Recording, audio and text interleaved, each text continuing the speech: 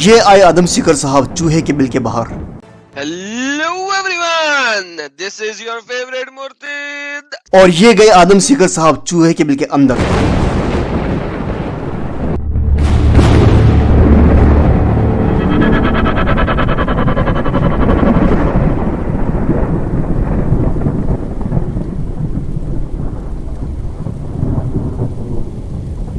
ये उसके सहारे पे खड़े हैं, और अगर ठीक है तुम्हारा सहारा वही है तो ले आओ फिर उसको भाई, देखते हैं कितना मजबूत सहारा है।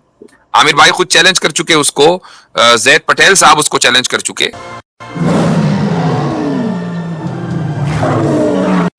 वो अपने बिल से बाहर निकले तब ना। जी हाँ, तो चैलेंज हम भी कर चुके हैं। आप भी कर चुके हैं, आप भी कर चुके हैं। जबरदस्त कीजिए, 3-3 चैलेंजर्स बैठे हैं यहाँ, वो बिल से बाहर नहीं निकलता।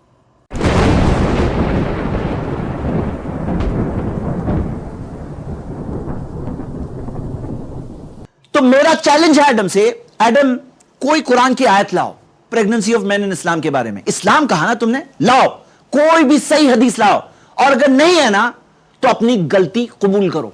हाँ, so I was wrong।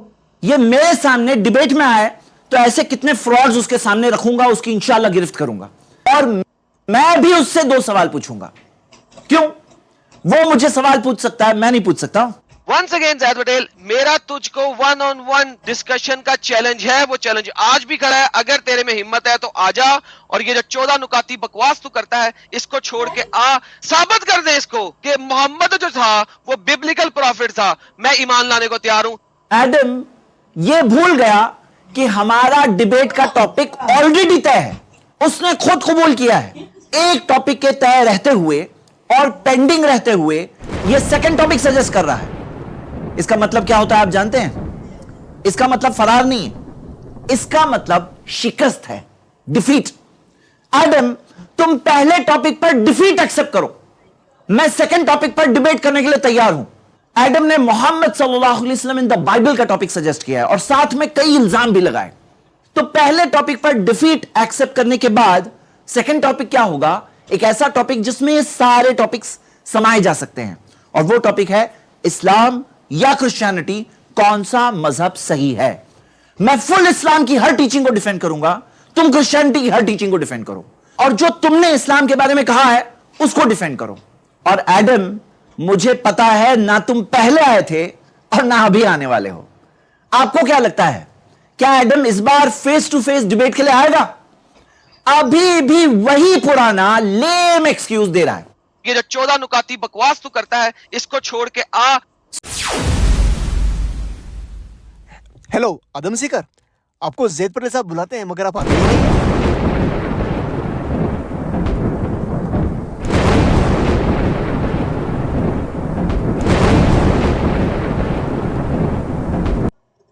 इन इस्लाम में आपके पास एक और आइडियोलॉजी आती है जो कि मैं अभी दिखा चुका था सुबह।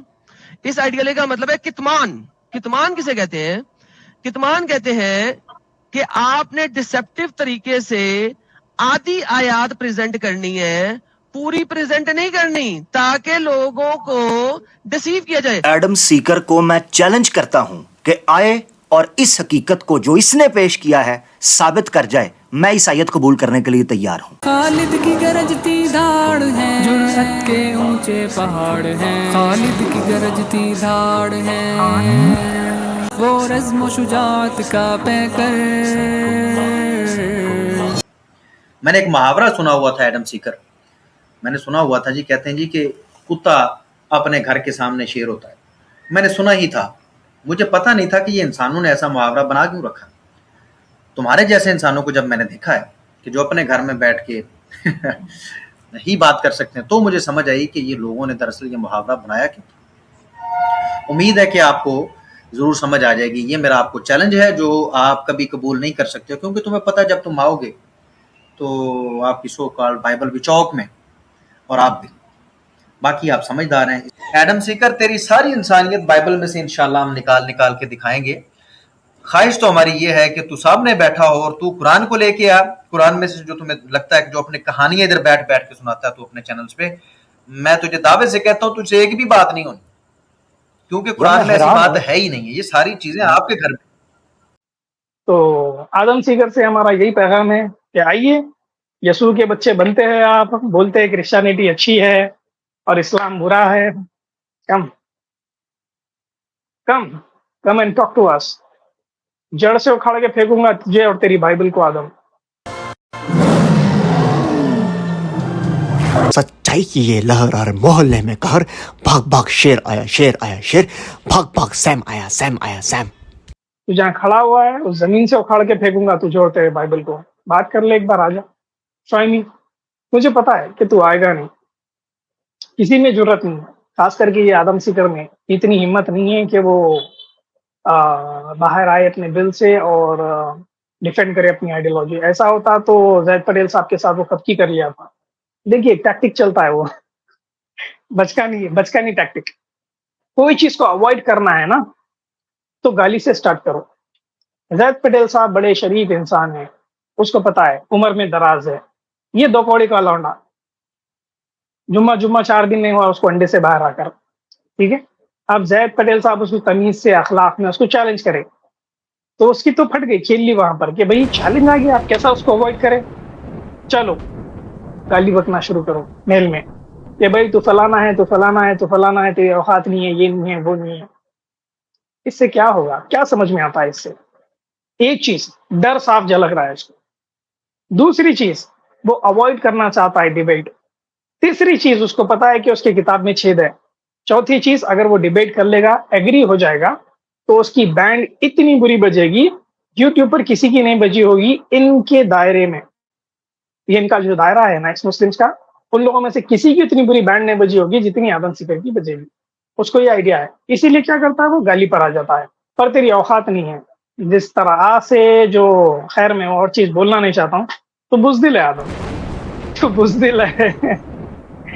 इस्लाम से पंगा लेगा तू सिर्फ पीछे बैठकर इस्लाम की बुराई कर सकता है, सामने आकर अपनी आइडियोलॉजी को इस्लाम के सामने नहीं रख सकता है।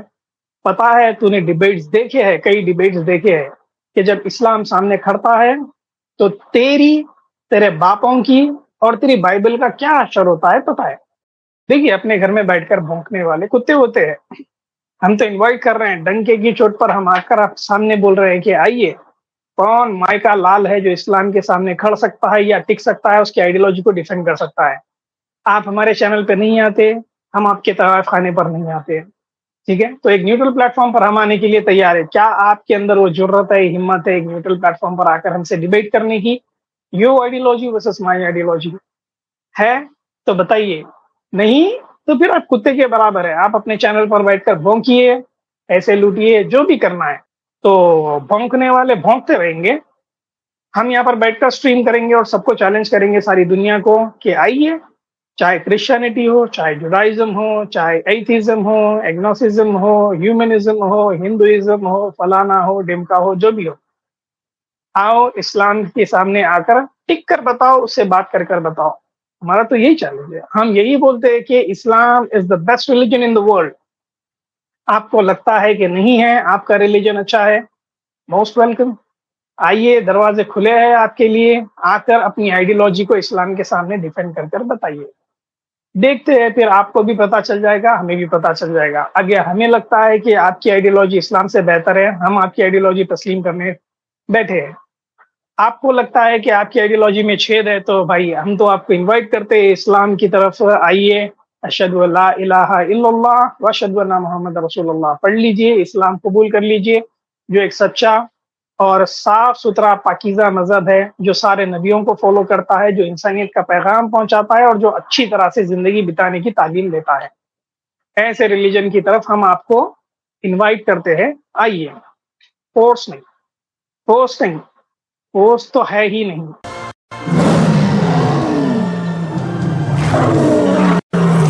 बेटा हम छोड़ते नहीं, हम फोड़ते हैं।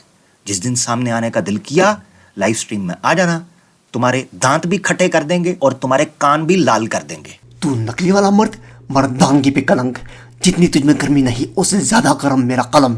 क्या काम का वो आज जिसमें तेरा कल नहीं, क्या काम का वो काम जिसमें तू सफल नहीं, बल नहीं, दिमाग की जरूरत, तेरे भाई की हुकूमत, सच्चाई की है सूरत। भाग भाग शेर आया शेर, भाग भाग आमिर आया आमिर। एक बार अपने इस बाप को टैग करके ये दावत देनी थी तो मैं तुझे बताता कि किस तरह मैदान में उतरते हैं।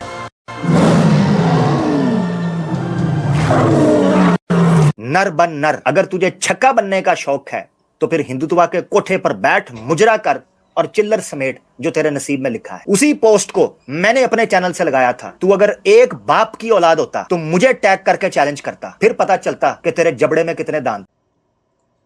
दोस्तों, दुनिया में दो किस्म के छक्के होते हैं। एक वो कि जो पैदाइशी तौर पर छक्के होते हैं, मैं किसी को नहीं छोड़ता, और दूसरे वो जिनको छक्का बनने का शौक चढ़ जाता है। मेरी मुराद कौन है, सुनिए। ओ एडम सीकर, तेनू मेरे छनकने दा नहीं पता, अपनी बाइबल पढ़ते सही।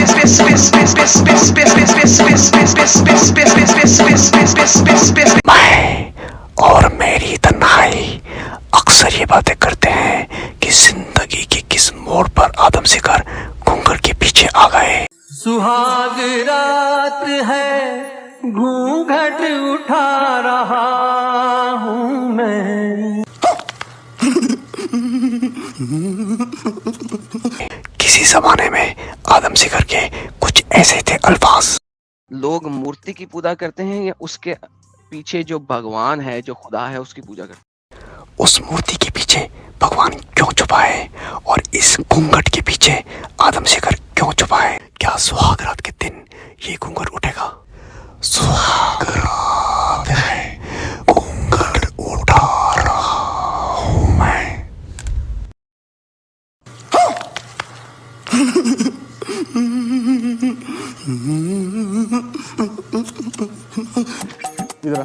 इधर